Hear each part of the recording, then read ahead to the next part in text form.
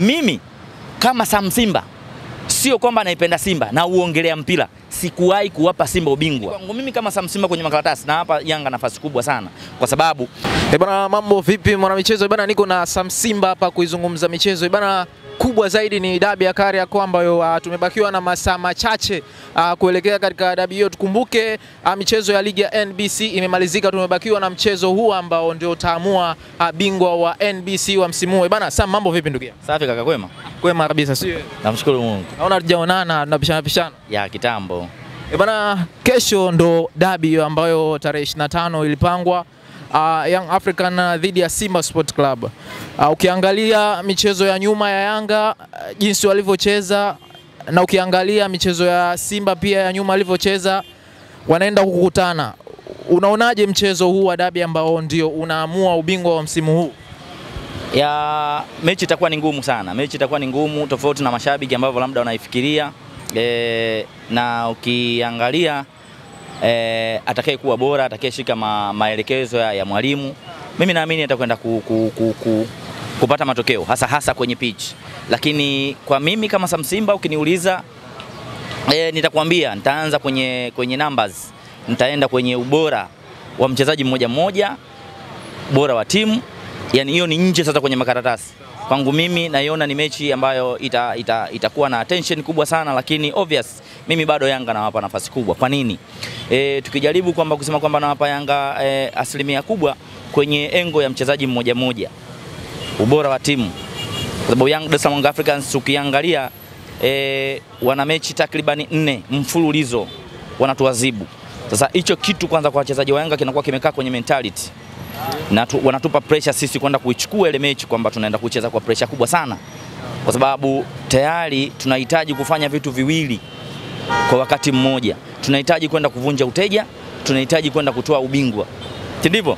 Na pia ukiangalia Yanga wao wana option mbili, Simba na option moja. Kwa nini nazungumzia option moja na mbili? Simba hana njia yoyote zaidi ya kutoa ubingwa NBC pasipo kumfunga Yanga. Lakini Yanga ana option mbili, ya kumfunga Simba au ya kupata sare. Ina maana ndo maana nasema Yanga kwenye mechi ya kesho ana advantage kubwa sana ya kufanya vizuri. Sio kwamba haya maneno yaongea na wafagilia Yanga, hapana. Na uheshimu mpira. Na uheshimu mpira, na pia nimevaa logo ya Simba, jezi ya Simba kuitetea Simba Sports Club. Lakini kwanza na uheshimu mpira.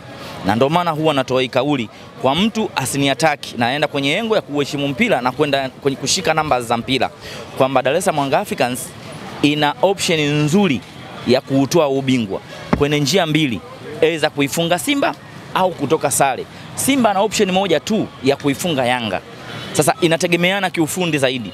Fadu Davis na Mirud ni nani atakuwa bora kwenye mbinu za kwenda kuwatuma vijana wake wakafanye kazi gani ya kwenda kuwakabili wapinzani ambao yeye anakutana nao. Kwa hiyo mimi naamini mechi itakuwa ni nzuri, tutaenda kuenjoy mpira mzuri, na pia vile vile kikubwa kwenye mpira ni lazima uende kumheshimu mpinzani wako.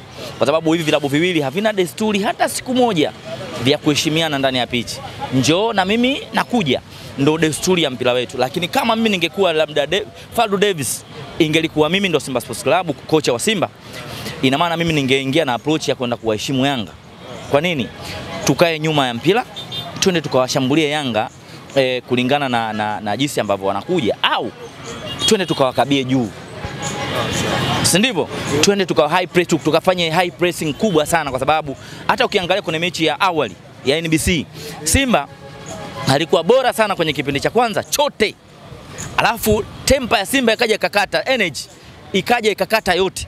Ina maana kipindi cha pili Yanga kauchukua mchezo na akaenda kutuadhibu. Kwa hiyo tuna option mbili. Tukanyage mafuta, tushambulie dakika ya kwanza mpaka 90. Je, timu yetu ina uwezo wa kucheza dakika 90 kwa tempa ile ile?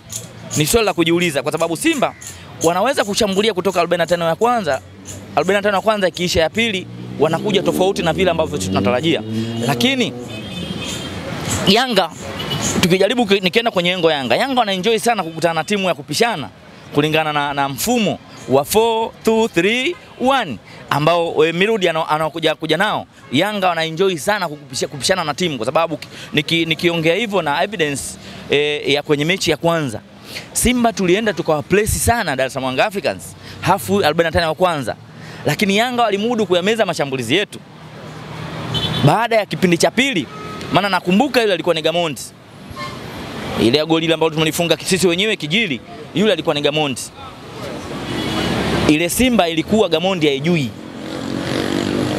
Hata mfumo ambao kocha anataka kuingia nao ilikuwa hajui. Fadlu Davis alikuwa ni mgeni kwake Gamondi, na alitamka kwamba nitapata shida kwa sababu siifahamu Simba, Simba wanaifahamu Yanga. Kwa hiyo nitapata shida, na ni kweli tukaona yale aliyokuwa anaongea kocha. Tukaona dakika 45 ya kwanza Yanga wali struggle, kutoka dakika 45 ya kwanza Yanga walikuwa wanashikilia bomba. Lakini ilivyokwenda hafu ya 45 za kwanza kuisha, majibu yakaja kupatikana. Yanga akauchukua ule mchezo na akaenda kutuadhibu. Kwa hiyo ni lazima kocha wangu Fadlu Davis aingie na option. Either tukae nyuma ya mpira, kwa sababu sisi tunahitaji matokeo ya ushindi. Lazima twende na discipline, kwenda tukawaheshimu Yanga. Lakini tukisema twende tukapishana nao, inawezekana kwa sababu kuna vitu ambavyo kocha yeye atakuwa anaviona. Tukipishana na Yanga, Yanga ni wazuri sana kwenye eneo la final third. Si ndivyo? Kuna mtu anaitwa Max Pia Zengeli, obvious ni 10 pase, unamchukua Pacome ni 10 pase, unamchukua mtu ambaye ni Clatous Chota Chama pase, sababu hapo Aziz Ki hayupo. Tunajaribu kuongelea wachezaji wapo ndani ya Dar es Salaam Young Africans. Kwa hiyo unapomuona utakaporuhusu flanks zikapanda hizi, fullback namba 2, fullback namba 3 zikapanda, ina maana idadi kubwa ya juu itakuwa ni namba kubwa sana. Na tutakapokuwa tunafanywa high pressing, mimi naamini mabeki wangu hawapo comfortable sana. Hapo naizungumzia Dar es Salaam Young Africans kwamba defense yangu haiko comfortable sana kwenda kufanywa pressing ndani ya dakika nyingi. Huwa tunatengeneza makosa mengi sana. Kwa hiyo mimi naamini tujaribu, kama tunaamua kutengeneza, tunakuwa team compact, tunakaa nyuma, Yanga huwa kuwafanyia counter attack. Hayo ni madhaifu ya Dar es Salaam Young Africans.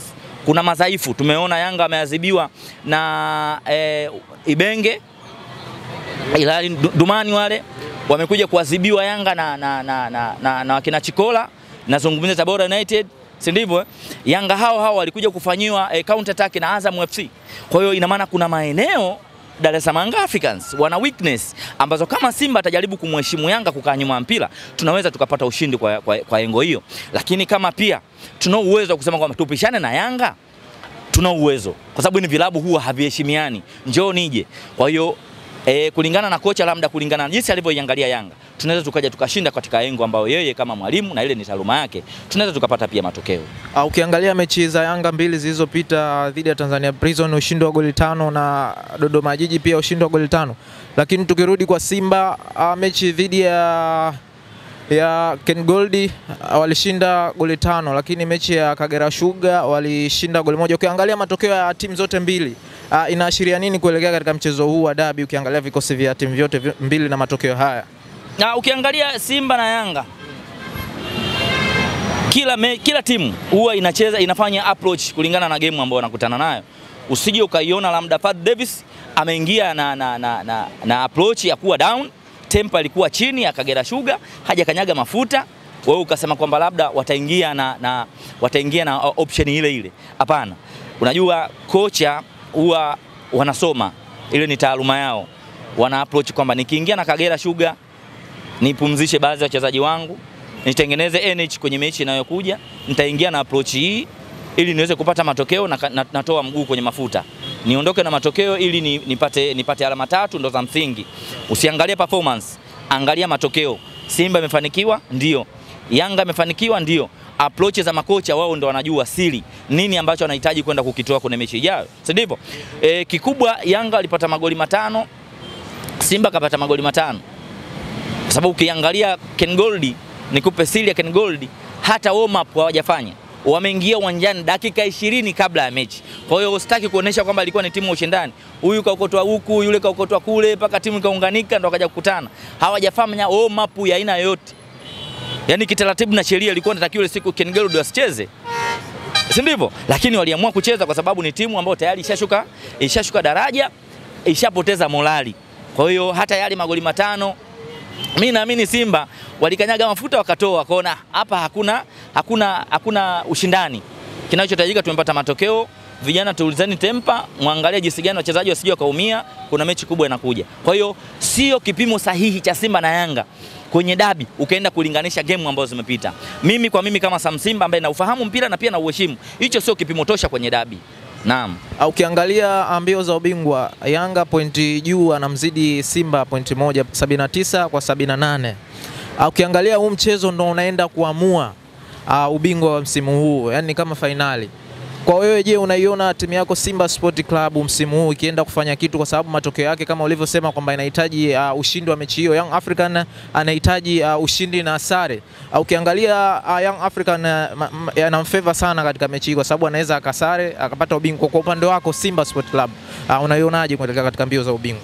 Yani kabla sija kujibu swali lako, nawakumbusha tu mashabiki wangu ambao wananifuatilia mimi kama Sam Simba kupitia Michezo Extra, na wakumbusha kabla season hii ya 24-25 haijaanza, timu hatuijui, nilishaikatalia kuipa Simba ubingwa. Kwa hiyo mimi siwezi kula matapishi. Huwa nasimamia misimamo yangu kwamba simpi Simba ubingwa wa aina yoyote. Kwa nini Sam? Naam, swali zuri sana. Kwamba kwanza Simba nawapongeza kwa hii hatua ambao wameshafikia. Kwangu mimi naipongeza Simba Sports yangu, nawapongeza wachezaji wangu, napongeza benchi la ufundi, napongeza management ya Simba. Kwa sababu sikutegemea Simba kama angeleta competition kubwa na mpaka dakika hii tuwe tunabato na Yanga kwa tofauti ya alama moja. Hicho mimi sikukitegemea. Hilo ni moja. Pili, tayari tuna kategori kama 3 Simba Sports. Tayari hizo hazina competition yoyote, tumeshazichukua. Unataka nikurajie? Jam. Nakwambia engo ya mchezaji bora. Nini mfungaji bora? Sorry. Mfungaji bora. Mpaka sasa hivi Ganchazi ya wana asilimia 90 kwenda kuchukua, natoa 10. Ana asilimia ya kwenda kuchukua mfungaji bora wa ligi. Hiyo ni kategori ya kwanza. Kategori ya pili ni golikipa bora, kwa sababu sheria na kanuni zinasema kwamba clean sheet ndio zinambeba golikipa, si ndivyo? Inabidi tukubaliane nao. Tayari tuna kategori mbili hizo, kocha bora. Hizo ni kategori ambazo hazina option yoyote zaidi kwenda Simba Sports Club. Simba amecheza finali ya shirikisho, si ndivyo? Simba huyu mpaka dakika hii tone la mwisho bingwa hajapatikana. Msimu ulioisha Simba alimaliza msimu akiwa na pointi 59, si ndivyo? Safari hii mpaka tunapofanya interview hii Simba na pointi 78, si ndivyo? Simba msimu ulioisha aliruhusu magoli kwenye nyavu zake kuingia magoli 25. Mpaka sasa hivi ninavyoongea na wewe Simba ameruhusu goli 11. Automatically tukienda kwenye namba za Simba amefanikiwa. Mimi kwangu Simba namuona kwamba ni bingwa, hata akienda kukosa ubingwa. Kwangu mimi namuona amedeserve kufanya vizuri. Namba za mwaka jana, namba za mwaka huu zimekwenda vizuri sana. Kwa hiyo mimi nawapa viongozi wangu heko kubwa. Tumefanya transition kubwa sana ya kikosi. Hatukutegemea kwamba wachezaji watakwenda kukliki kwa asilimia kubwa. Narudi kwenye swali lako. Na ndio maana nasema hivi, mimi kama Sam Simba sio kwamba naipenda Simba na uongelea mpira, sikuwahi kuwapa Simba ubingwa. Kwa maana yangu Simba walifanya ingizo la wachezaji wengi zaidi ya wachezaji 14 mpaka 15. Kwa hiyo ni ngumu sana kwa mtu ambaye anafahamu mpira, anaujua procedure za mpira, process zake zile, kwenda mara moja kukliki kwa wachezaji kama hivi tunavyoona Simba. Na ndio maana nikasema Simba mimi siwapi ubingwa na siwadai chochote wachezaji wangu, siendi kuwapa pressure yoyote wachezaji wangu. Nitakwenda kuwadai 25, 26 kwamba nahitaji ubingwa Msimbazi. Lakini kwa 24, 25 kwangu mimi kama ikitokea ubingwa Simba kwangu ni bonus. Nilishaliongea hilo. Kwa hiyo kwa sasa hivi narudi na majibu kwamba nina asilimia kubwa kwamba mechi ya kesho Yanga yani kabla sijakwenda kutoa matokeo kwenye pitch chochote kinaweza kutokea. Lakini kwangu mimi kama Sam Simba kwenye makaratasi na hapa Yanga nafasi kubwa sana, kwa sababu timu yao ipo vizuri kwa muda mrefu, chemistry ya Yanga, na wanakupa matokeo kwenye mechi ambao wanaihitaji. Kwa hiyo mimi ndo hoja yangu ya msingi, na pia ndo majibu ambao nakupa brother wangu. Naam. Pia ukiangalia katika hii mechi ni dabi ya Kariakoo ambayo inaamua ubingwa, lakini tumeona bodi ya ligi wameleta marefa kutoka nje. Kwa upande wako unaliongeleaje kwanza marefa kutoka nje, wakati hapa Tanzania tuna marefa ambao wa ndani ya ligi hii, unalizungumziaje hili swala? Mimi nimeona kwa sababu nawapongeza kwenye engo nyingi, kwa sababu hii mechi hatujawahi kuona, hatujawahi kusikia kwenye, japo tunapoa history kwamba zamani ilikuwepo, lakini kwenye ligi ya ndani ya NBC au labda kulingana na wadhamini tofauti ambao wameingia kwenye ligi yetu, kuja kuwa dabi ambayo ina taswira ya fainali, kombe uwanjani kwenye ligi, sio labda muungano. Tushashuhudia makombe ya muungano ya miaka 90 huko, si ndivyo? Kwenye ligi haijawahi kutokea. Kwa hiyo ilikuwa na attention pia na haya hizi scenario ambazo zimetokea nyuma, tarehe hii, tarehe ile. Kwa hiyo imetengeneza picha kwamba atakayefungwa ndo atakuwa amesaidia, amekuwa kama daraja kwa mwenzake kumpa ubingwa. Kwa hiyo hii ukizingatia kwamba kuna washabiki wengi sana kwenye vichwa vyao hawahitaji timu yake kufungwa. Yaani wanahitaji timu yake yeye muda wote ishinde. Ikifungwa timu yake kuna vitu vingi anavizalisha ndani ya uwanja. Hataki kuheshimu mpira. Kwa hiyo mimi nawapongeza bodi ya ligi. Mnyongeni haki yake mpeni. Kwa hiki ambacho wamekifanya, hakuna wifi ushangazi utakaoenda kutokea hapo kesho kutwa. Sijui Kayoko kafanya hivi, sijui Elisasi kafanya hivi, yale mambo ya Elisasi aliyofanya Singida, Kayoko aliyofanya sijui mechi ya nani na nani. Kwa kuna vitu ambavyo tunavitaji viwe clear. Penalty, je, ukitafsiri ile ni penalty, it's okay. Ile ni adhabu, ukienda kuitafsiri kweli ni adhabu ya pigo dogo, it's okay. Si ndivyo? Kwa hiyo kusiwe na makando. Kwa walichokifanya ni kulinda heshima ya ligi yetu ni moja. Kwa sababu kanuni kwanza zinaruhusu.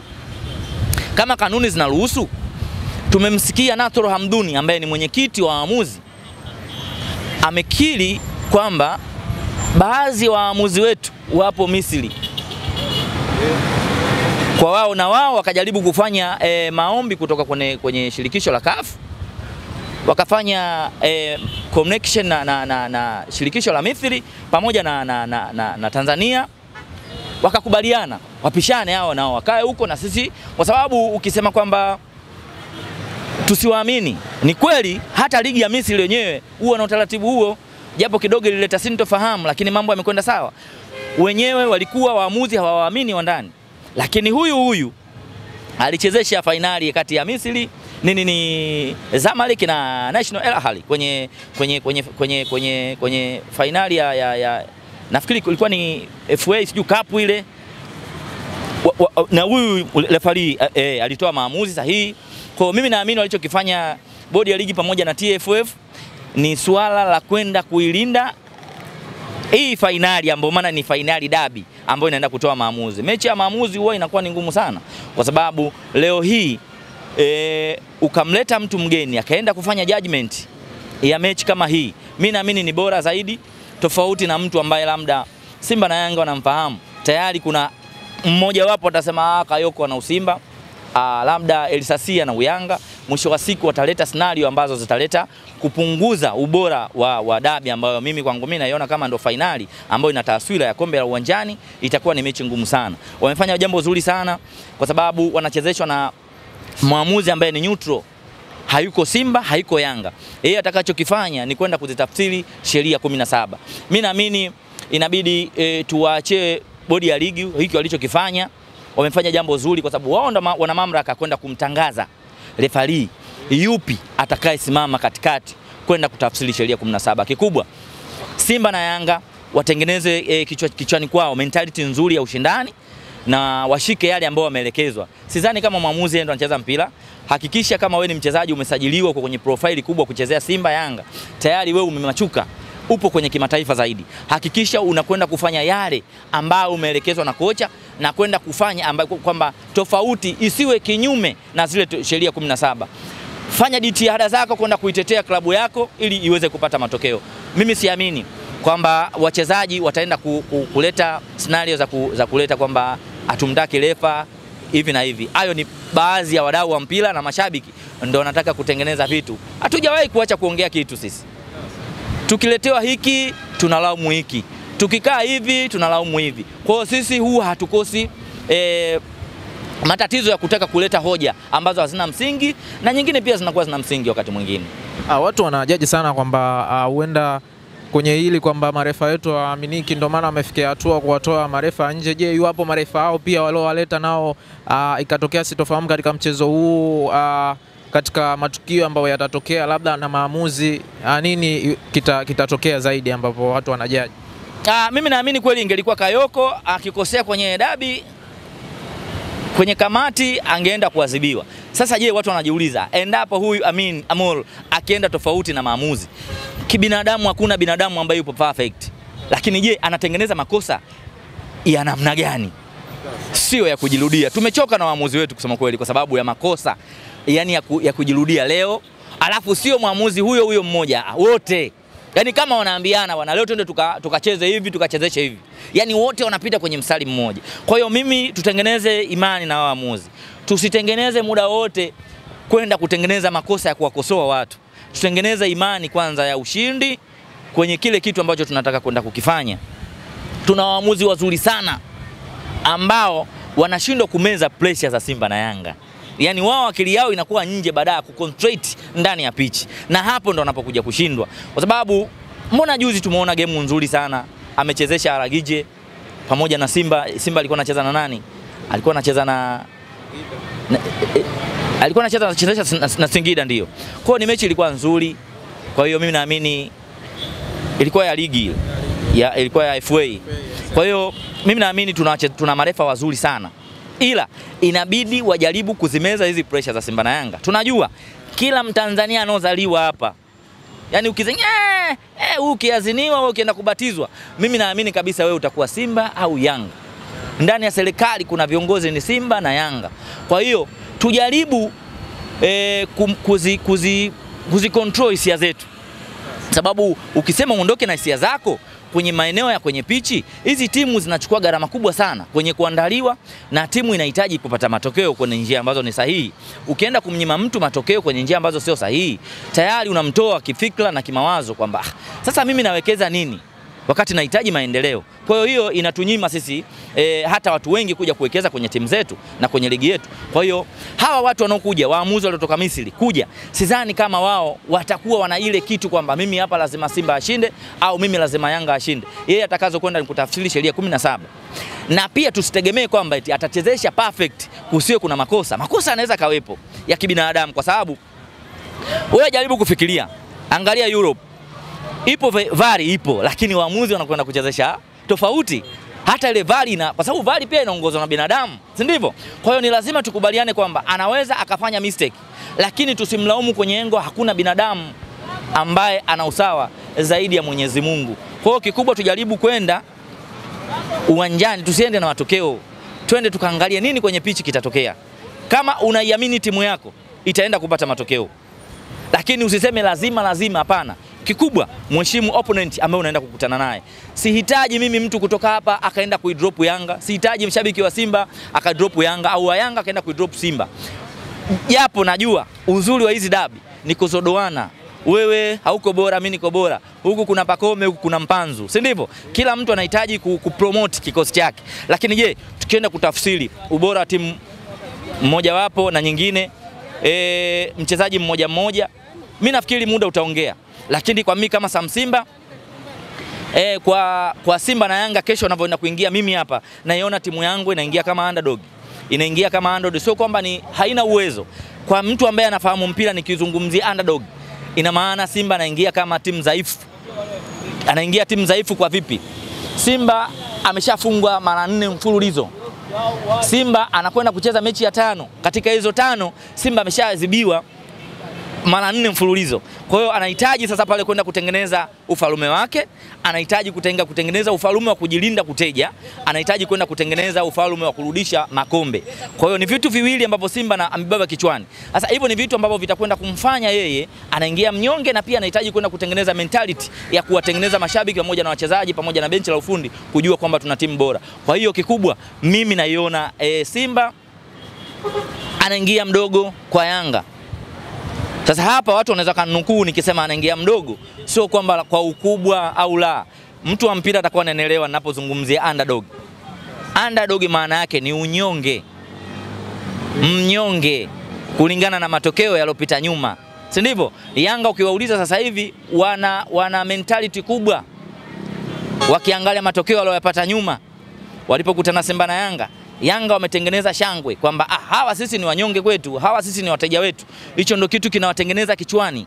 Sasa natakiwa wachezaji wa Simba wasiingie na hicho, wanaweza pia wakaenda kupata matokeo yakaenda kuwashangaza Dar es Salaam Africans kwenye pitch. Chochote kinatokea. Mimi kaka, huwa naheshimu sana mpira.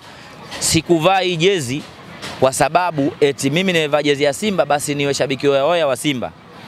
Hapana, na uheshimu mpira na namheshimu opponent anayekukutana na klabu yangu ya Simba Sports Club. Ukiangalia kwa upande wa marefa ambao waliotoka nje na kuja katika kuchezeka hii dabi, watu wanasema kwamba mchezo huu ameupa kipaumbele sana kwamba haki itendeke. Kwa nini pia katika michezo ya baadhi ya ligi ya NBC ambayo iliyopita kuna baadhi ya tuseme matukio ambayo yalifanyika katika mchezo huu yaliamuliwa sio sahihi? Kivipi mchezo huu tu ndio ameupa kipaumbele zaidi, lakini kuna michezo nyuma, kwa nini wasingeleta pia marefa ile haki aitendeke katika michezo yote ya ligi? Unapozungumzia dabi ya Simba na Yanga ni ya 4 katika bara la Afrika. Misri, South Africa, Tunis, Tanzania ni ya 4. Kwa hiyo kuna pressure kubwa sana. Na alafu hii dabi ndio kioo cha mpira wetu. Yaani unapoongelea kwenye link za CAF Tanzania kusogea zinachagizwa sana na vilabu viwili vya Simba na Yanga. Kwa hiyo hii ndo nuru, ndo mboni ya ligi yetu. Kwa ni lazima tutengeneze kwenye engo ya usimamizi bora, na naamini kuna marekebisho makubwa sana bodi ya ligi watakuja kuyafanya mbeleni. Mimi naamini hicho. Kwa hiyo ukiteleza hapa kwenye kuwaongoza hawa ambao ndo wafalme kwenye soka letu, ina maana unaweza kuleta vitu vibaya sana. Alafu angalia hii mechi jinsi ilivyokuwa na tension kubwa. Kombe lipo uwanjani. Point ni moja. Kwa hiyo mimi naamini kunaweza kukaa kuna vurugu ambazo zingetokea kama mwamuzi angeshindwa kwenda na ile attention ya game. Kwa hiyo ndio maana wameangalia jicho la mbali sana kwamba tuweke watu ambao watakwenda kutaathiri mechi kwenye njia iliyo sahihi. Na ukiwaangalia hawa waliokuja na waamuzi wa ndani wamezidiwa. Na kitu ambacho kimefanya wafanye hii analysis ya waamuzi wetu ni kwa matukio ambayo yanatokea. Kwa hiyo wakaamua kuleta watu ambao ni wazuri zaidi, ambao wamewazidi waamuzi wetu kwa ubora. Haina ubishi. Huyu mwamuzi ambaye anachezesha leo, kila baadhi ya Watanzania wengi wanamfahamu, alikuja kuamua mechi ya kati ya Tanzania na DR Congo, mechi ya Simba na Stellenbosch, Yanga na Mamelodi hapa nyumbani. Kwa hiyo mimi naamini ni mwamuzi ambaye ana experience kubwa sana kwenye mashindano ya CAF pamoja na mashindano mengine. Ni mwamuzi ambaye ana muda mrefu kwenda kutafsiri sheria 17. Amezaliwa mwaka 85, mwaka 2003 ameanza kushika kipenga. 2016-17 amekabidhiwa beji ya FIFA. Kwa hiyo ukiangalia mpaka leo ni mwamuzi ambaye anaaminika ndani ya CAF. Kwa hiyo kikubwa tutengeneze kwanza scenario ya kushindwa, scenario ya kutengeneza ubaya. Twende tukaangalie nini atakachokiamua ndani ya pitch. Kisha turudi baadaye tutengeneze hoja nini ambacho kimetokea. Kwa kumalizia Samu, kuelekea katika mchezo huu wa dabi, mimi naamini utaratibu kwenye mamlaka husika zimewekwa. Kama wewe ulikata tiketi, usijiulize utaendaje kuona dabi. Utaratibu wote mkurugenzi wa mamlaka ya NCAD walitoa maelekezo jana kwenye pressing, si ndivyo? Kwa hiyo mimi naamini kama wewe ukiwa ni mwanamichezo, kesho mapema beba tiketi yako, unahakikisha kwamba hii kweli niliskani nikaingia uwanjani. Kuna utaratibu wao wenyewe wana sub ili kuhakikisha kama kweli wewe uliingia. Aidha kama ulipoteza kadi, unaenda pale ukumbuke namba zako tu ambazo ulisajilia kadi yako ya NCAD. Ukumbuke zile wenyewe kitaalamu. Wakiingia kwenye system wewe unaonekana upo hai. Kwa hiyo mimi naamini baadhi ya mashabiki tujongee Benjamin Mkapa. Mechi inaanza saa 11, haina haja wewe kusogea saa 11, songea mapema kabisa. Kuna vitu vingi unaweza ukaenda kuenjoy, si ndivyo? Nje ya uwanja. Naamini muda utakapofika unaingia uwanjani kwenda kupata burudani. Tutaenda kupata burudani nzuri ambao waamuzi ambao wana beji ya FIFA, wana taaluma ya kwenda kuamua tafsiri zile sheria 17 ambao wamebobea, tutaenda kuenjoy sana. Hakutakuwa na makando kando. Mimi naamini kikubwa ni kumuomba Mwenyezi Mungu Subhana tuweze kuamka salama, atuamshe kheri, tuende kuenjoy. Na mimi naomba mashabiki habari za vurugu sio sehemu yake kwenye mpira. Sisi tunakwenda court CHAN ambayo inaanza tarehe 2 mwezi wa 8 kwa heshima na busara. Tulinde heshima yetu. Twendeni wa Tanzania tukajitokeze. Ubora wetu upo, tumeshapewa dhamana, heshima ya kuanza ufunguzi wa CHAN. Si ndivyo? Kwa hiyo twende tukaoneshe CAF, tukaoneshe FIFA kwamba sisi ndo wenyewe kwenye swala la kuanikiza mashabiki, na pia sisi ni watu wapore, wastaarabu, hatuna ugomvi. Ugomvi sio issue yetu. Sisi tunadili na shangwe na kwenda kuhakikisha tunaanikiza kwenye vilabu vyetu vya Simba na Yanga, na kila laheri kwenye klabu yangu kuweza kufanya vizuri kwenye mechi ya kesho. Bana Sam, nashukuru sana. Bana pamoja sana kiongozi.